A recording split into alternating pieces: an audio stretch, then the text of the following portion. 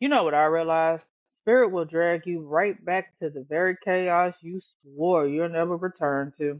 Poverty, dysfunction, addiction, all the things you thought you had outgrown, just to show you that this time it doesn't own you anymore. That's what happened to me. I was sitting in the middle of the same storm I was raised in. The same kind of chaos that used to make me feel worthless and powerless as a child. And for the first time in my life, I wasn't drowning. I was still. I was steady. I was free. See, trauma had convinced me that my safety came from control. As a kid, I believed if I could fix the mess, hold everybody together, clean up the chaos, maybe then I would finally feel love. Maybe then I would finally be safe. But that was a lie I carried for decades.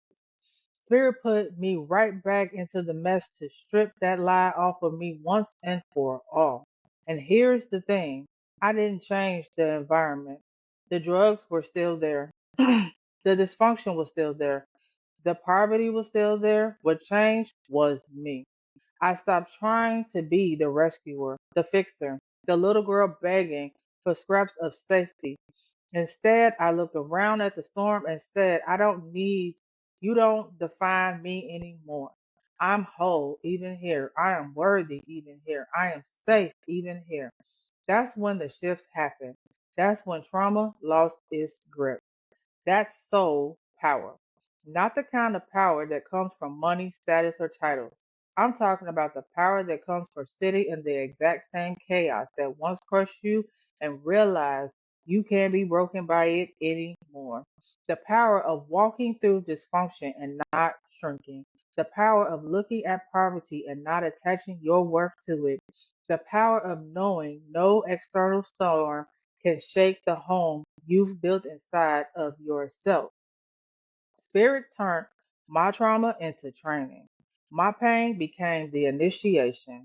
Every tear, every loss, every time I felt abandoned or unseen, it was making me who could into someone who could stand in the fire without burning. Someone who could walk through the wreckage without losing herself.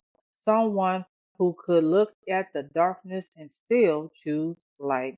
So when I say spirit turned my childhood trauma into soul power, I mean this. The same little girl who used to feel small, invisible, and broken is now the woman who is untethered, unshakable, and unapologetically free.